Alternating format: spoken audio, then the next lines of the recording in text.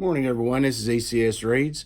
It is September 12th, and today we're going to read a book about Train to the West. It's kind of a history of trains going out west.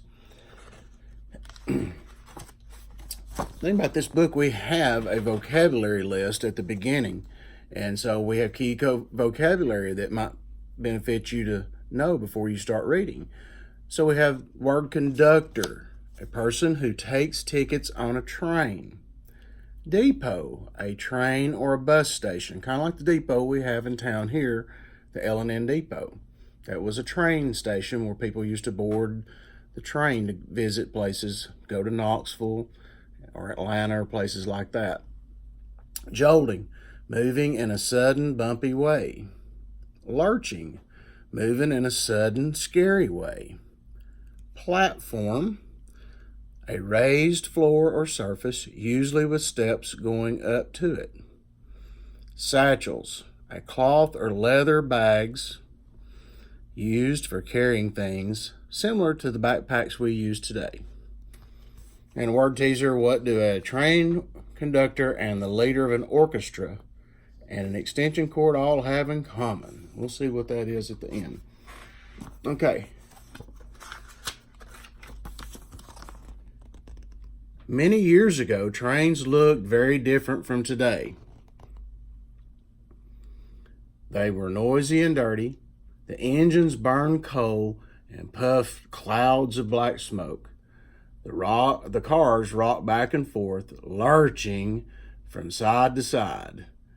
For the passengers, it was a rough, jolting ride. Remember, lurching and jolting is over here on the key vocabulary, in case we don't remember those.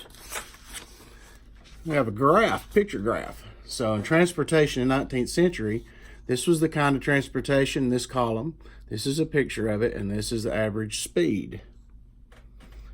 We had covered wagons, and covered wagon went 4 to 5 miles in an hour. We had a steamboat, which went about 12 miles an hour.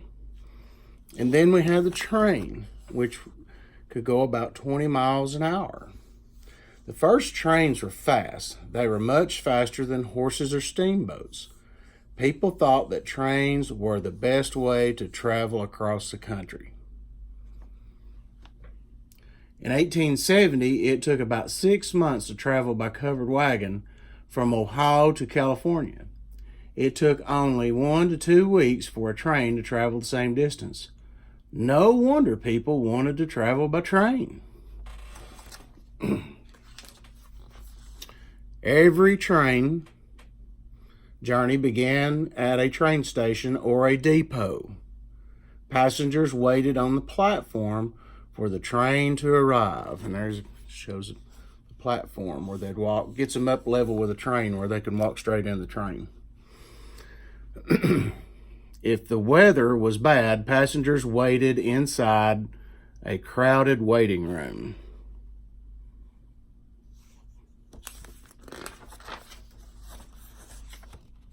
After the passengers boarded the train, a conductor walked through the car. The conductor called out, "Tickets, please," and punched the tickets. And there's a train conductor.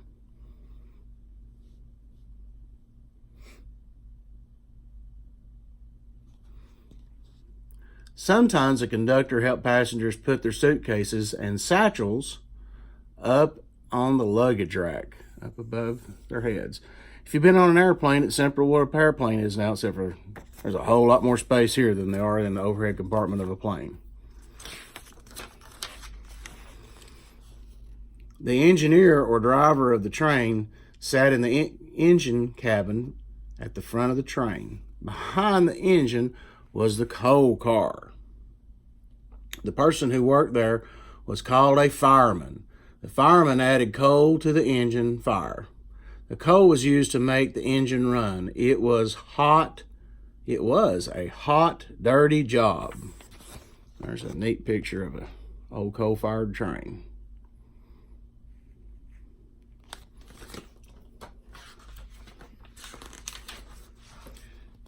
A train going west had to cross miles and miles of flat, open prairie. There were few trees on the prairie, Grass grew there as far as the eye could see. There's a picture of the prairie with buffalo on it.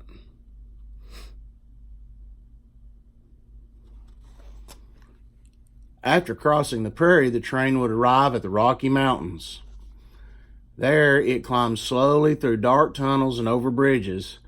It lurched, there's lurched again, it lurched around sharp bends. And you can see the Rocky Mountains with snow on them. Train stopped on the side of the mountain. Finally, the train pulled into the last depot. Down came the suitcases and satchels from the luggage racks. Down came the passengers to the platform. The long journey was over.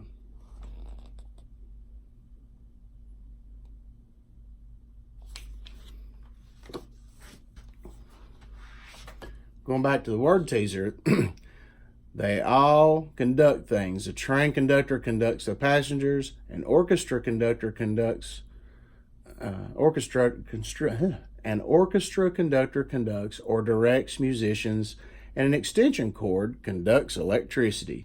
Well, that's neat. So that was all about trains to the West.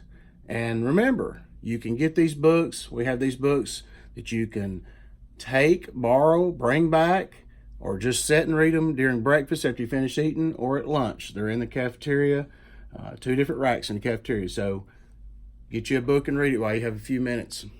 Thank you. Have a good day.